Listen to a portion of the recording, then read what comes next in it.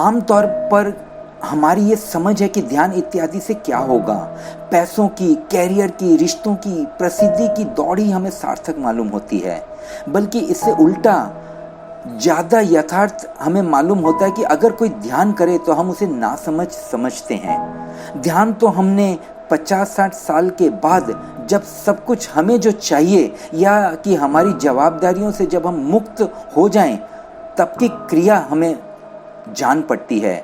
मगर सत्य यह भी है कि ऐसा समय आता ही नहीं, क्योंकि उस उम्र में ध्यान के लिए जो ऊर्जा चाहिए वो हम में होती ही नहीं। ध्यान तो युवावस्था में शुरू किया जाए तो ही ज़्यादा लाभदायक होता है, क्योंकि उस समय ऊर्जा होती है।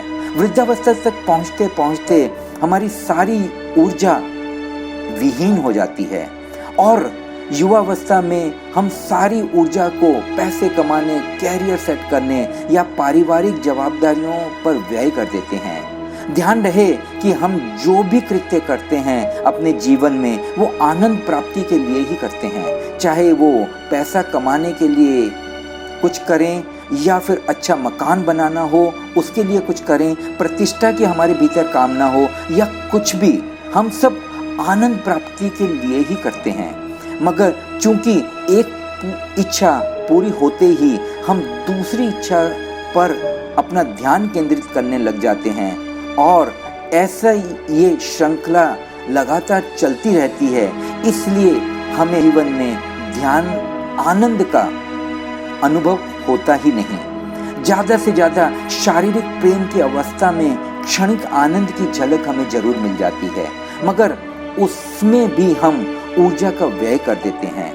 ध्यान के द्वारा हम आनंद को तो प्राप्त कर ही लेते हैं, मगर साथ साथ हम जीवन में पूर्ण सफलता को भी पा लेते हैं, क्योंकि ध्यान ऊर्जा आपकी सारी शक्तियों को एक जगह नियोजन कर देती है, संग्रह कर देती है। जब आप अपनी पूरी ऊर्जा का एक कार्य पर ही व्यय करते हैं, तब सफलता निश्चित हो जाती है।